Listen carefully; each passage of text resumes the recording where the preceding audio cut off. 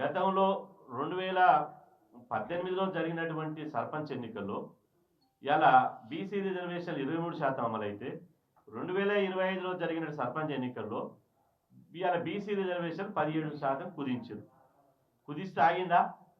బీసీలంతా రాజకీయ చైతన్యమై ఇలా మొత్తంగా బీసీలు మొత్తంగా బీసీ రిజర్వేషన్ ద్వారా 2186 మంది అయ్యారు. జనరల్లో మొత్తం జనరల్ స్థానాలు 5190 ఉండే. మొత్తం జనరల్ స్థానాలు రిజర్వేషన్ పోను. ఎందుకంటే 12736 గ్రామ పంచాయతీలు, అందులో షెడ్యూల్ మొత్తం 100% షెడ్యూల్ రిజర్వేషన్ ఉంటుంది. అందులో పోతే 10,223 గ్రామ పంచాయతీల్లో రిజర్వేషన్ లెక్క తీసేది. 10,223లో 5,190 జనరల్ స్థానాలు.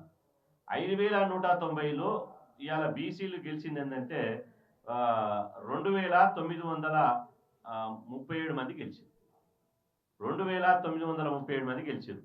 అంటే మొత్తంగా చూసుకుంటే బీసీలు 5,123 మంది గెలిచారు. అంటే 50% మధ్యన గెలిచారు. 50% గెలిచారు అనుకో. అంటే బీసీలు 50% గెలిచారు. అంటే ఈ పార్టీ గుర్తులు లేవు కాబట్టి, పార్టీ బీఫామ్ లేవు కాబట్టి బీసీలు తన్నుకొని పోటీ చేసి గెలిచారు. బీసీల రాజకీయ చైతన్యానికి ఇది నిదర్శనం.